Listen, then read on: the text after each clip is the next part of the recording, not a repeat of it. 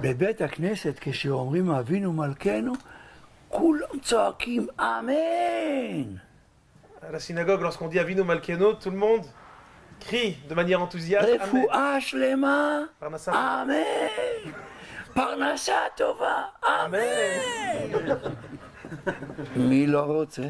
Qui ne veut pas? Tout le monde veut Refoua Shlema, Parnassa Tova. אבל יש אבינו מלכנו אומרים בשקט. Il y a certains Avinu Malkeno que l'on dit à voix basse. לא שומעים. אבינו מלכנו, חוננו ועננו כי אין בנו מעשים. Akadosh Baruch Hu, on le supplie, on lui dit, on te supplie, donne-nous, réponds-nous, car nous n'avons pas de ma'asim, nous n'avons pas assez d'action. Celui-ci, on le dit à voix basse. אני נכנס לחנות לקנות סחורה, הרבה בדים. יש לי חנות של בדים קטנה, נכנס לחנות גדולה של סוחר, מוכר לי בדים. אני נכנס כמו איזה עשיר גדול, מסתכל, 100 מטר מהבד הזה, 50 מטר מהבד הזה, עוד 20 מטר מהבד הזה, ועוד 100 מטר מהבד הזה. מדבר בקול רם, בתקיפות, תן לי. אורזים, מכינים, ליד הקופה. ליד הקופה הגיע הזמן לשלם. הוא שואל מי בעל הבית? מצביעים לו, יושב ליד הקופה. הוא ניגש אליו, אתה יודע, המסחר לא הכי טוב, יש בעיות עם הממשלה, מדבר בשקט, אין דבר 90 יום, אין דבר 100 יום. איך הוא ביקש את הסחורה ואיך הוא בא לשלם. גם אנחנו, אבינו מלכנו, אמן, מבקשים. אבל כשבאים לשלם, בשקט, אבינו מלכנו, חוננו ועננו כי אין בנו מעשים. J'ai peut-être loupé une étape, si quelqu'un peut me corriger, mais il donne l'exemple de celui qui a une petite boutique de tissus, qui rentre chez un grossiste. Lorsqu'il arrive, il demande avec assurance, comme un des plus grands riches, donne-moi 100 mètres de ce tissu, 50 mètres de ce tissu, mais lorsqu'il arrive le moment de payer, est-ce que j'ai loupé quelque chose? Là, il se fait tout petit, il est en silence, il n'a pas les moyens de vraiment négocier, il vient avec une petite boutique. Et c'est la même chose lorsqu'on arrive devant un Kadosh Baruch Hu, on demande Refoua Shelema, Parnassa Tova, on veut une bonne année. Ça, on en voit vraiment beaucoup de ferveur. Mais lorsqu'il s'agit maintenant à nous de payer et dire qu'est-ce qu'on a en contrepartie, alors on dit Avinu Malkenu, En banu maasim, on n'a pas vraiment de quoi payer, donc arrange-nous. Chonenu va'aneinu ki en banu maasim. לכם יש מעשים. מכם נדרש מעשים. אני מדבר על הדבר היקר ביותר שיש. אנחנו אומרים בכל ליל הסדר, את עמלנו אלו הבנים. מי שרוצה לראות עתיד, זה הילדים שלנו. בלי הילדים שלנו אנחנו לא קיימים. כי צריך לצעוק לשמיים. עשה למען תינוקות של בית רבן. Ceux qui sont nos bonnes actions, en fait, ce n'est personne d'autre que nos enfants.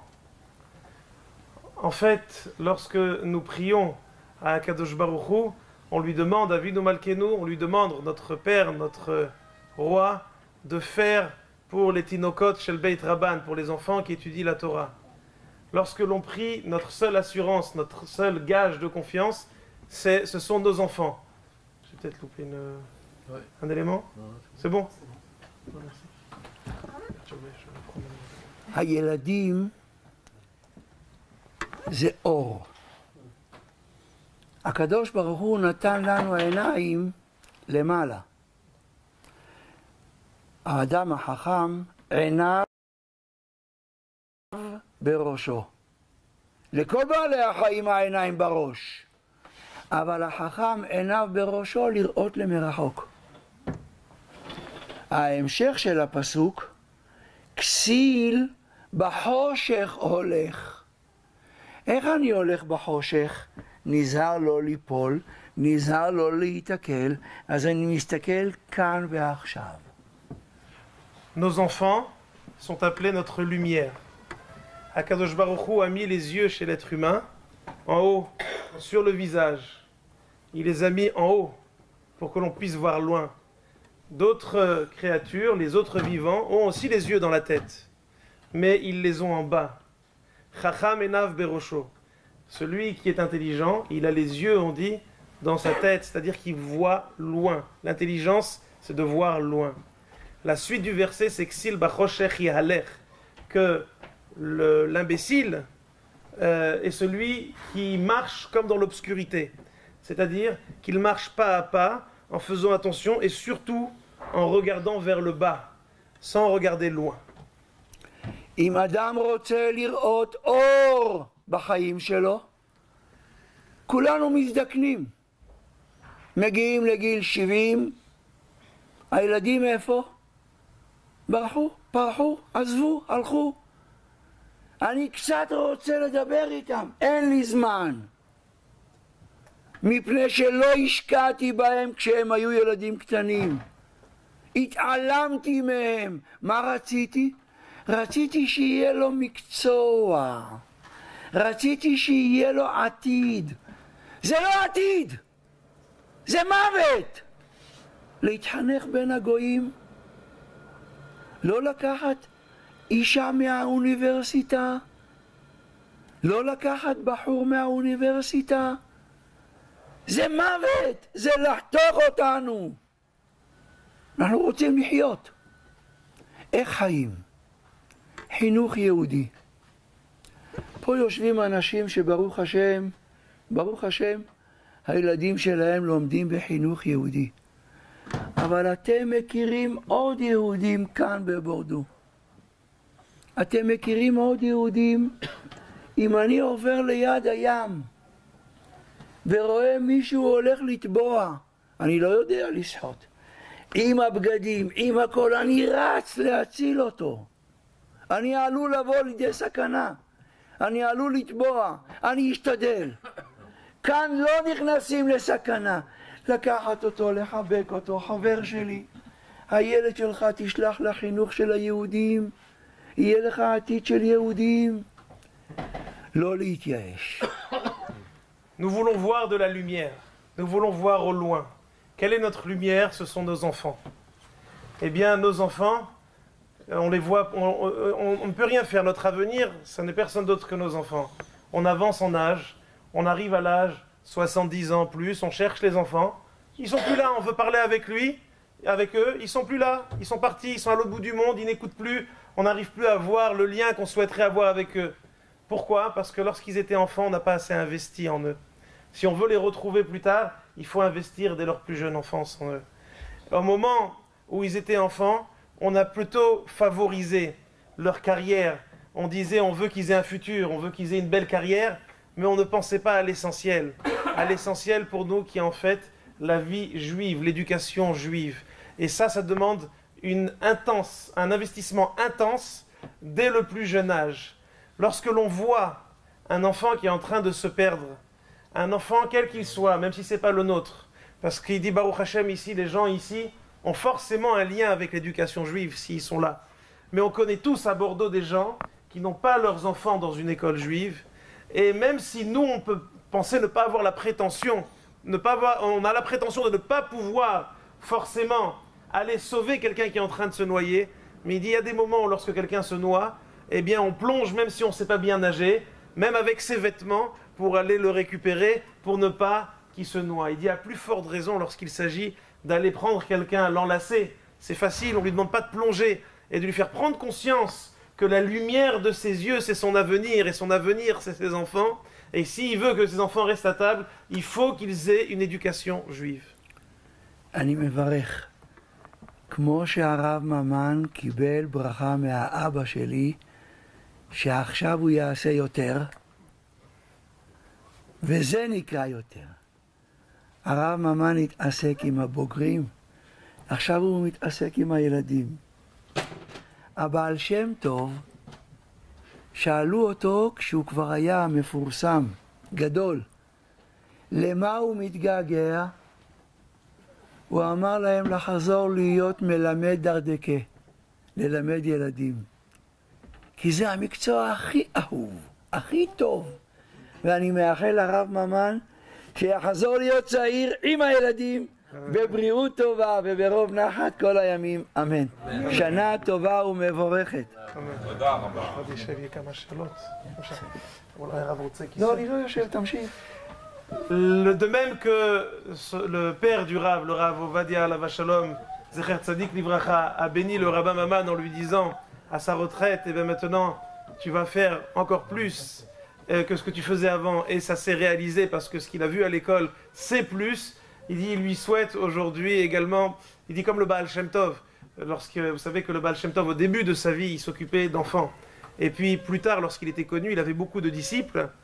Et à la fin de sa vie, après avoir été connu par tous, on lui a demandé quel est le meilleur moment que tu as vécu dans ta vie. Il a dit, je languis l'époque où j'étais encore un enseignant, quand j'étais un mélamed, quand j'étais un enseignant aux enfants, à l'école, aux petits-enfants. Alors il souhaite au rabbin, il a enseigné aux anciens à l'époque, et l'évolution a été d'enseigner aux enfants.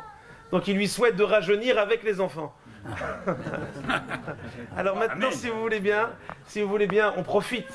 Même si le Rav est fatigué, à cause du voyage, il est venu de Kiev ce matin et il s'en va ce soir à Pau. Et demain après il va à Marseille, il va à Toulouse, de Toulouse il va à Marseille, de Marseille il va je ne sais pas où, il rentre jeudi soir en Eretz Israël. Donc on en profite quand même, on le sait. Il est fatigué, mais voilà, il dit ne pas avoir pitié, c'est bon. Donc, vraiment, messieurs, mesdames, également, si vous avez prévu des questions, dans tous les domaines qui peuvent se poser en public, bien entendu, que ce soit de la halacha, du minag, de la hashkafa, quelque chose que vous posez, on est entre nous, il n'y a pas tant de monde que ça.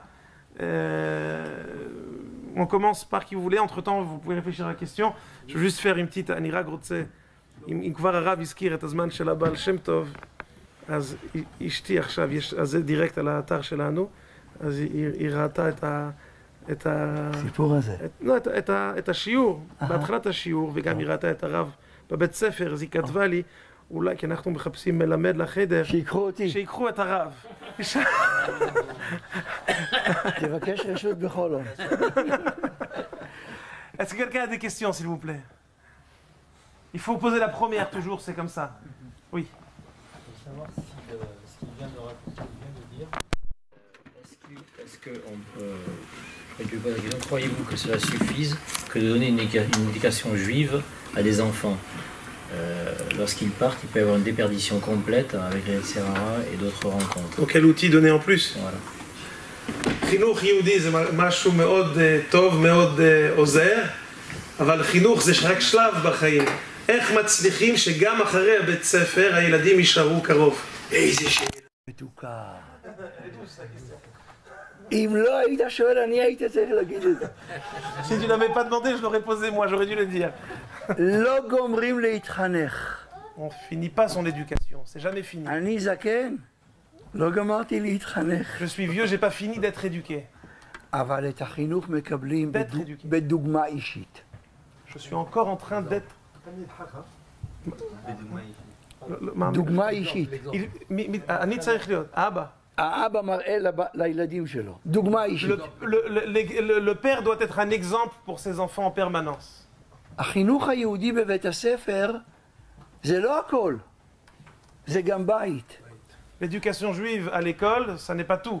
אבא La maison aussi. גמר לעבוד. הוא עייף. אבל יש לו שיעור תורה.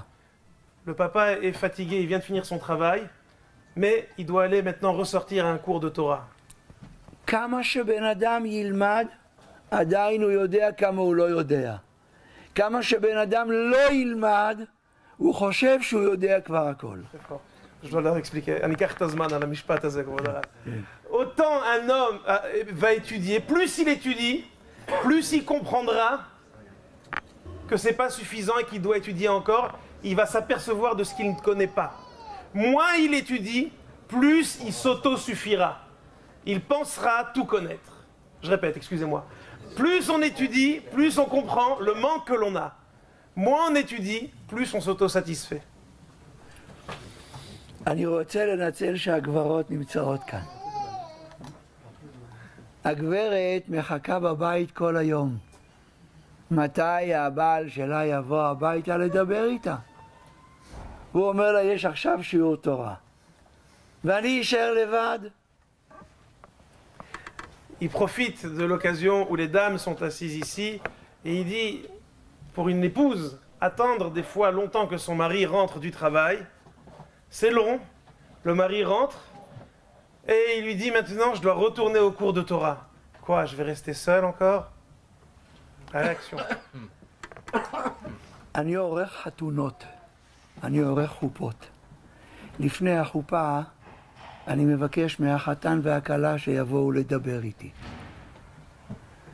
ואני אומר לבחורה, אם את רוצה בעל בבית, תשלחי אותו ללמוד תורה. אם את רוצה בעל בחוץ, שלא ילך ללמוד תורה. Avant de marier les jeunes couples, lorsqu'il reçoit le khatan et la kala, il leur parle et il dit en général à la kala, il dit à la mariée, si tu veux un mari à la maison, envoie-le étudier la Torah. Si tu veux un mari qui papillonne, qui reste dehors, ne l'envoie pas étudier la Torah.